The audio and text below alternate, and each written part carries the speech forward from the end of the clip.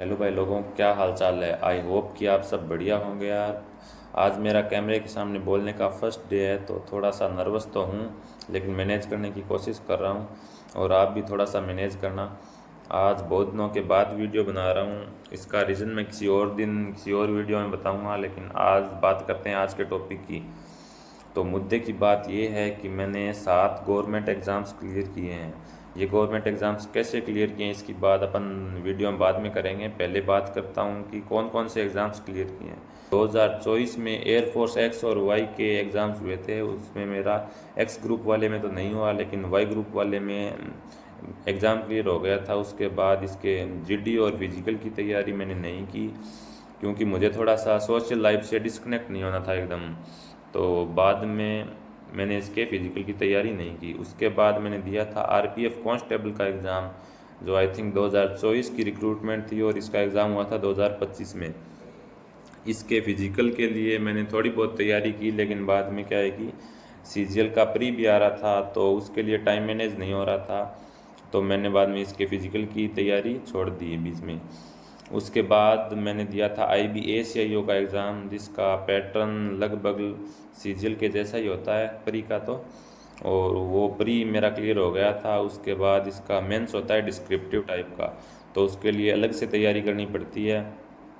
लेकिन CGL mains और ये IBACIO का मेंस दोनों साथ साथ ही थे, तो दोनों की एक साथ तैयारी पॉसिबल नहीं थी, इसलिए मैंने इसके मेंस की एक तैयारी नहीं की।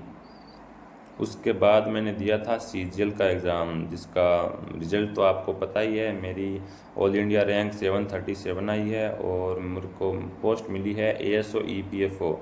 उसके बाद मैंने दिया था CHSL का एग्ज़ाम, जिसका प्री तो हो गया था। और उसके बाद मैंने मेंस वाला एग्ज़ाम नहीं दिया, क्योंकि उससे पहले ही सीजीएल की आंसर की आ गई थी और उसमें लगभग 340 मार्क्स बन रहे थे, तो मैंने बाद में वो छोड़ दिया। उसके बाद सीजीएल मेंस के साथ साथ ही मैंने दिल्ली पुलिस HCM और AWTPO के एग्ज़ाम्स भी दिए, क्योंकि ये पता नहीं चलता ना यार कि एग्ज़ाम वाले दिन क्या हो और क्या ना हो। तो एज ए बैकअप मैंने ये दोनों एग्ज़ाम्स भी दिए, और इनका स्कोर कार्ड तो मैंने पहले ही अपलोड कर दिए थे, और इसका रिज़ल्ट भी आया है 4-5 दिन पहले, और उसमें मेरिट लिस्ट में नाम भी है। लेकिन इनके फिज़िकल की तैयारी मैं अब नहीं कर रहा, क्योंकि सीजीएल में हो रखा है। तो ये 7 एग्ज़ाम्स हैं जो मैंने क्लियर किए हैं। इनके लिए मैंने कुछ एक्स्ट्रा ऑर्डिनरी नहीं किया है। वही मेरा जो नॉर्मल रूटीन था, जो टाइम टेबल सेट किया था, उसी के अकॉर्डिंग पढ़ाई की है। बीच बीच में वीडियो रोकनी पड़ रही है, क्योंकि अपन कैमरे के सामने बोलने में एक्सपर्ट नहीं है।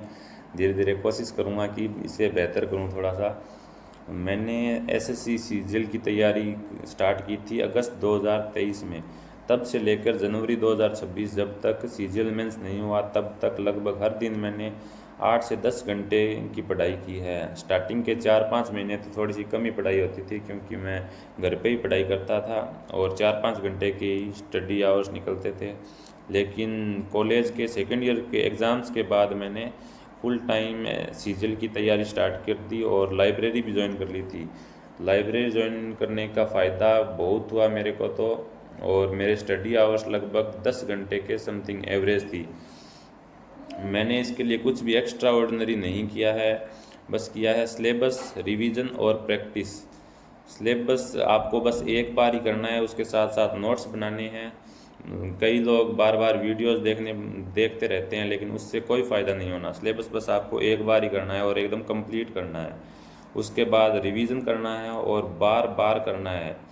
जब तक आपका एग्ज़ाम नहीं होता तब तक आपको जितना भी टाइम मिलता है आपको रिवीजन को देना है, और रिवीजन के साथ साथ आपको प्रैक्टिस भी करनी है। प्रैक्टिस आपको बुक से टॉपिक वाइज भी करनी पड़ेगी, और मिक्स के लिए मॉक टेस्ट भी लगाने पड़ेंगे और खूब लगाने पड़ेंगे, क्योंकि SSC के जितने भी एग्ज़ाम्स हैं उनमें अपने को 1 घंटे में 100 क्वेश्चंस करने होते हैं। तो अपने को आता तो बहुत कुछ है, लेकिन क्या है कि एग्ज़ाम में इम्प्लीमेंट नहीं कर पाते हैं। उसके लिए प्रैक्टिस करनी पड़ेगी टाइम मैनेजमेंट करने के लिए। कहीं पढ़ा था कि consistency is a super power, तो वो बात सच भी है कि अगर आप किसी काम को लगातार बार बार करोगे ना, तो आप उस काम में सक्सेसफुल हो ही जाओगे। एक बात तो थी कंसिस्टेंसी की, और दूसरी चीज़ जो मैंने फॉलो की वो है कि मैंने कहीं भी एक्स्ट्रा टाइम वेस्ट नहीं किया। चाहे वो टीचर्स की कंट्रोवर्सी हो या फिर इंस्टाग्राम की रील स्क्रॉलिंग हो या मूवीज़ गेमिंग, ये सब मैंने सेकेंड ईयर के एग्ज़ाम के बाद सब कुछ बंद कर दिया। और मूवीज़ कुछ लोगों को डिस्ट्रैक्ट करती हैं, लेकिन मैंने मूवीज़ को मोटिवेशन बना लिया कि जब मेरा एग्ज़ाम क्लियर हो जाएगा, मैं खुद को यही बताता था कि जब मेरा एग्ज़ाम क्लियर हो जाएगा तब मैं ये सारी मूवीज़ देखूँगा। मैंने रफ़ के लास्ट पेज में मूवीज़ के नाम भी लिख रखे थे और वो सारी अब 3 महीने में कंप्लीट कर दी है। तो आपको स्टडी के टाइम किसी भी तरह का टाइम वेस्ट नहीं करना है, खास करके टीचर्स की कंट्रोवर्सी में तो बिल्कुल भी नहीं करना है। कोई टीचर कुछ भी कहे, आप बस अपनी पढ़ाई पे फोकस करो और बस उतना ही। और आपको सेम पैटर्न के और भी एग्ज़ाम्स देने हैं। अगर आपका मेन फोकस सीजीएल है तो आपको उसके साथ सीएचएसएल, सीपीओ, रेलवे के एनटीपीसी वाले और रेलवे एसआई के और भी इस तरह के जितने भी एग्ज़ाम हैं जिनका पैटर्न सेम रहता है, ये सारे एग्ज़ाम्स आपको देने हैं। इनको देने का आपको एक तो फ़ायदा ये होगा कि एग्ज़ाम लाइक इन्वायरमेंट मिलेगा जिससे आपकी प्रैक्टिस हो जाएगी और मेन एग्ज़ाम वाले दिन आप पैनिक नहीं करोगे। और दूसरा फ़ायदा ये है कि अगर आप मेन एग्ज़ाम वाले दिन पैनिक करते हो या फिर आपसे कुछ सिली मिस्टेक हो जाती है या फिर एग्ज़ाम में कोई भी गड़बड़ी होती है तो आपके पास एज ए बैकअप कुछ तो होगा जिस पे आप रिलाई कर सकते हो और अपना बेरोज़गारी का टैग हटा सकते हो। तो बस ये 3 चीज़ें ही हैं जो आपको फॉलो करनी हैं। अपन बस इतना ही कर सकते हैं कि कंसिस्टेंट रहें और टाइम वेस्ट ना करें और सेम पैटर्न वाले और भी एग्ज़ाम्स देते रहें। तो आज के लिए बस इतना ही। Thank you. जय हिंद।